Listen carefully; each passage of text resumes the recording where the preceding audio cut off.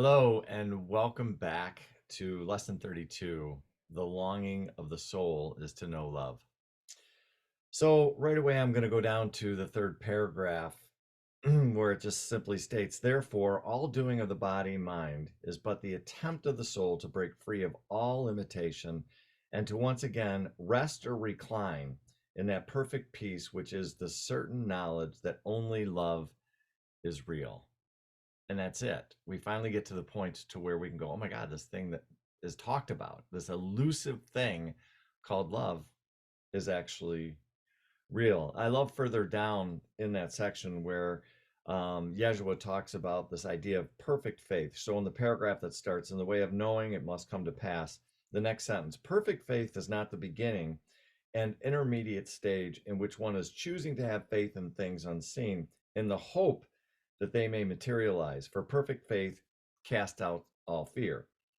Faith, when purified, when mature, when totally realized, is the same as complete forgiveness, the return to peace, and the knowledge that only love is real. I just think that's so powerful to understand and finally get what this idea of perfect faith really is. I just love that. I love that definition. And the next section is the only question, starts off with just a beautiful question. And I remember going through this and reading it, and I put right next to it in big letters and an exclamation point, yes. Are you willing to make the journey from fear to love?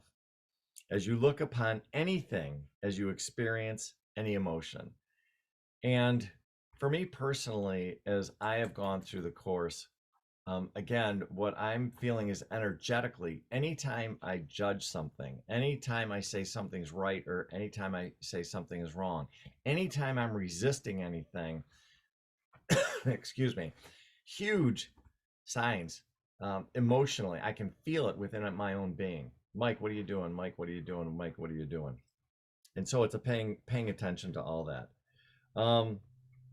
I love the way that Yeshua gives us a tool to forgive not to forgive, to heal, although it could be to forgive, any past moments. So further down in that section, rest assured if you're having a memory now, you are having a very present experience. It is absolutely impossible to think about the past, for thinking occurs now, which is really interesting, right? You will look upon the past as you choose to be in the present. If you're still carrying the effects of less than loving reactions and the perceptions you have made from them, you will continue to see the past as you always have. Okay, got it, right? So we're on par here.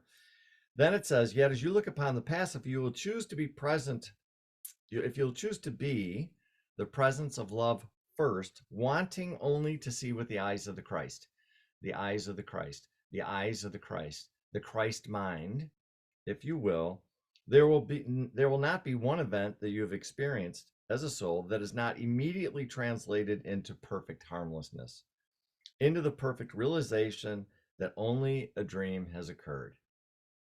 And then you can start to heal it. So I really, really love um, that little technique, if you will, to go back and look at things in the past and see if you can be genuinely present and show up as love while you witness those, understanding then that the events that happened in the past, even those events that we look back at and go, how could you say that there was love in there? And then all of a sudden you start to see it through the Christ mind, and you realize that everything that's coming and everything that's happening to us is really for our greatest expansion and our greatest growth. And then all of a sudden, from a very loving standpoint, no shame, blame, judgment, or guilt, nothing.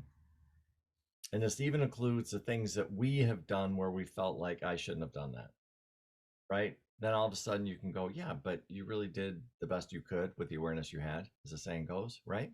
And so then there becomes great compassion, great forgiveness, great grace, and allows us to move through those things and move to allow those any type of energetic things that are stuck in there, we get to release them, which is really, really powerful.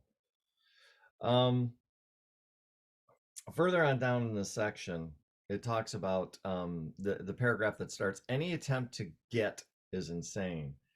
In the previous section, let me just back up and say that in the previous paragraph, excuse me, it says, one of the sentence, it needs only open and be love. For the attempt to seek love only reveals that sanity is not ruling the domain and the dominion of your heart, your soul, and your mind. So the bottom line, it says, don't seek, just simply be open to be loved. That's it. I love that.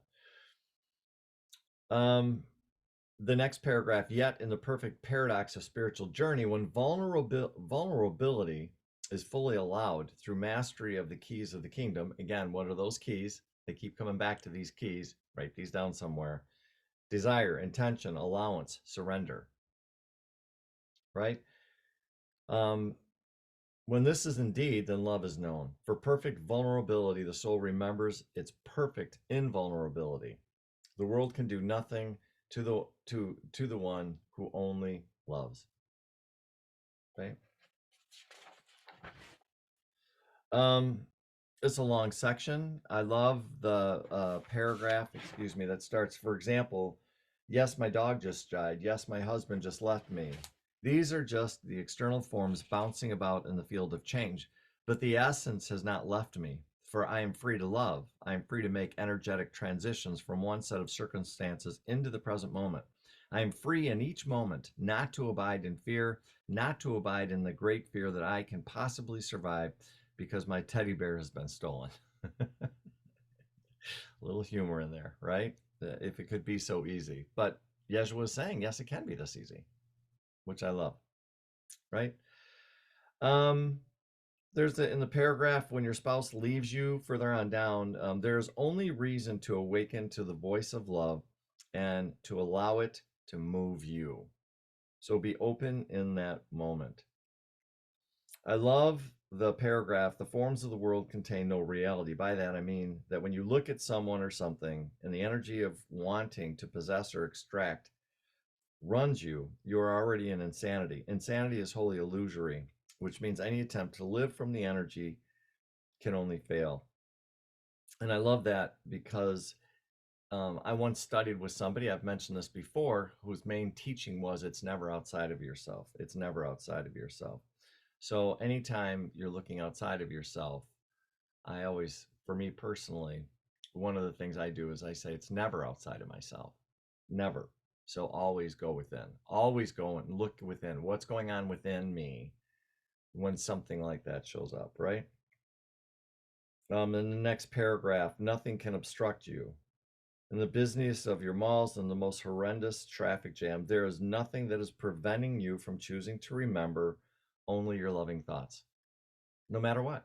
You have the ability to choose a different thought, which then puts you into a different state, which then gives you access to different ways of seeing things and understanding things, which allows you to be in the present moment and continuously be love.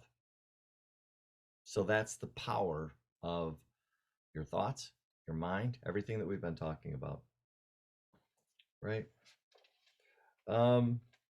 I love further on down in that section, the paragraph, several paragraphs down. Peace then is not passivity. Peace, the very state of love, is a state which no experience is obstructed within you. Again, there's no resistance. You can just look at it and go, okay, I'm here. There's that. Oh, interesting. And we're not judging it. We're not getting sucked into it. We can just allow it. We can observe it and just be, right? So again, peace is a very state of love in which no experience is obstructed with you. Nothing is blocked. I love the paragraph towards the end of that section. Love does not condemn and love does not judge. What is not love is fear and nothing else. Further on down, it says, love makes the choice to drop the defense, to open and to gesture as the presence of love. That act is to be cherished, for it is rare in the world. Right. The next section, coming home to love, the very first paragraph, and to know love means that you can no longer tell where you end and the creator begins. How beautiful. You're just immersed in this great big love bubble, understanding that it's not really a bubble, it's everywhere, and that you're just part of it and you're allowing it to flow to it. There's no separation, none. We have removed separation between ourselves and the divine. right? The second paragraph starts talk about spending 30 days in which each day without fail. Remember, it is wise to use time constructively. You spend some time with yourself and a piece of paper and pencil and truly look back over your past honestly. Where did you refuse to give total freedom to ever-changing expression of creation?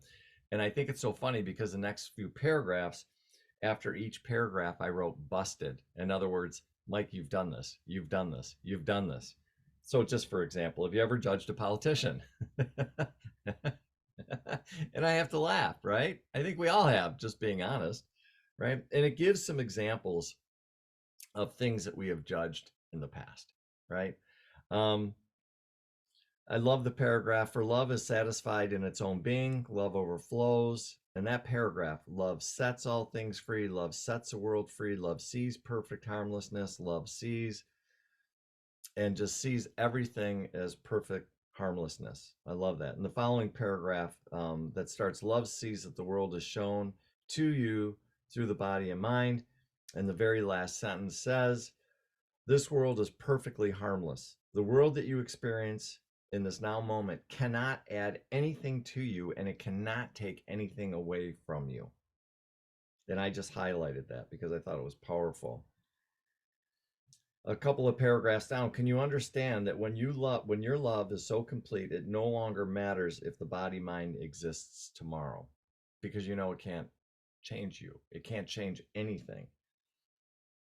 If you just lost your job, just sit down, breathe, and open the heart and decide to love your employer until the death of your illusion. Just love it. Love, love, love, love.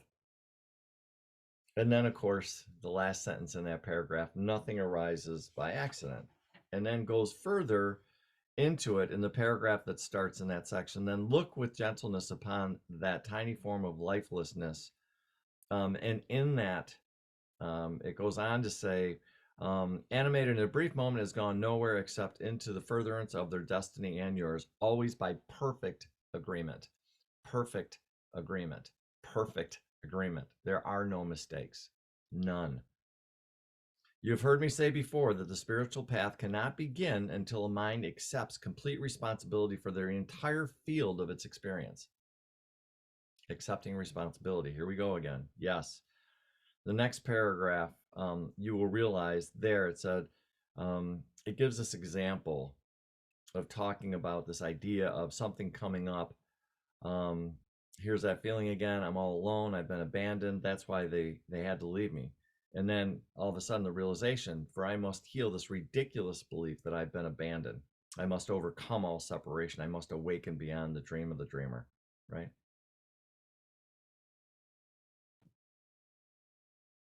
The next section, the decision to teach only love, and I highlighted this thing in a wow and stars and everything. This entire section is incredible.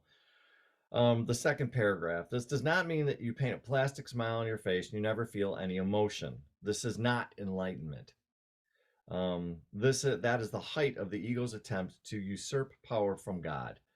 The spiritual ego, the spiritual personality, is the last quote unquote egg to be cracked. And I think that's really, really good. Again, you've heard me talk about this many times throughout this year that we've spent together. This is the epitome of spiritually bypassing. And that's what we're not doing. We're doing the opposite of spiritual bypassing. We're accepting all the emotions, all of the feelings. We're acknowledging them and accepting them, even when they're not pretty. That's what we're doing.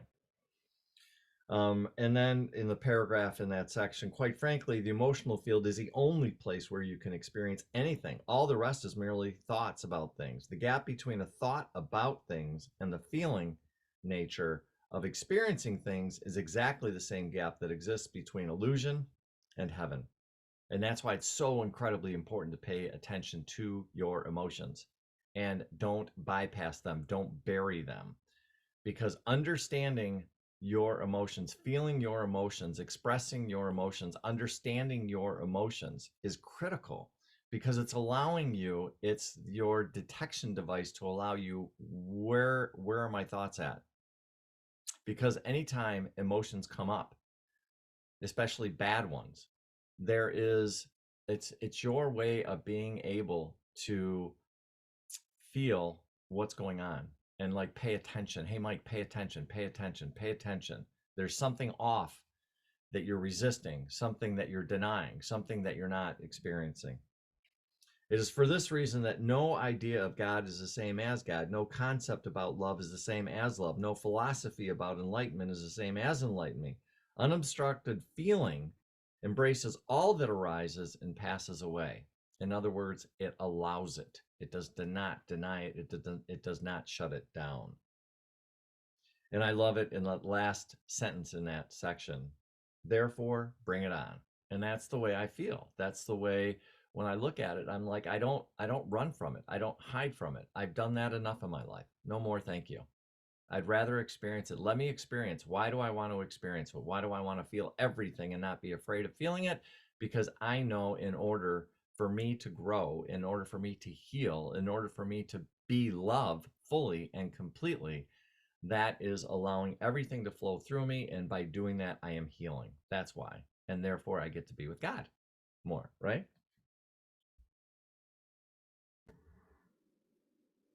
The last part of this section is the exercises to awaken in love.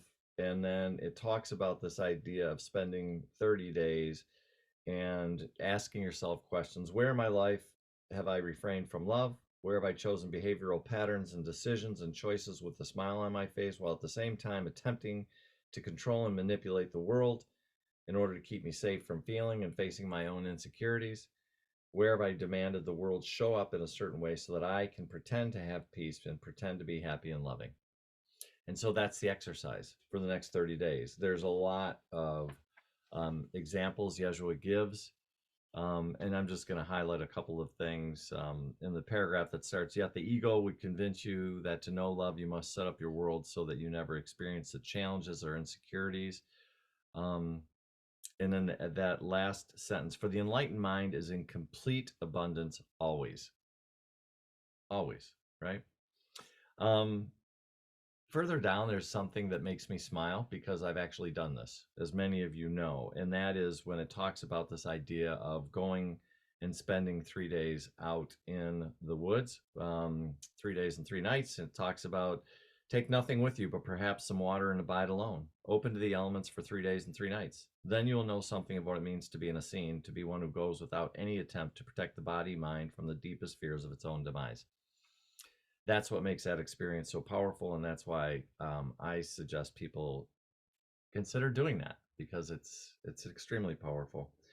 I love the statement for safety cannot only in can come only in the reclining in the heart of God. The body mind is not ever mine, even mine. The maid is not mine. The career is not mine. The bank accounts are not mine. These things of the world cannot keep my soul safe. They cannot awaken me. Right? Only my decision to surrender to the world, to transcend it, to abide as empty in the world. Only my decision to teach only love can awaken me to the invulnerability beyond vulnerability of all created things, even this very body mind that I once mistakenly identified with as myself. I just think that's quite profound and quite beautiful. So he goes on to just explain and give a few more examples throughout the rest of the section, and ultimately then gives the challenge to spend the next 30 days, teach only love, give all freedom to be and do as what people will be and do, want nothing from no one, need nothing from anyone, express your passion, express your longing. So another exercise, if you will, to partake on, to go deeper into your own experience of being loved and letting go of everything that's not love, right? In a sense, that's kind of what it's doing. So beautiful section. I hope you enjoyed it. Next time, lesson 33, there's only God and you are that. So I hope you have a wonderful day. God bless you, and we'll see you next time. Take care now.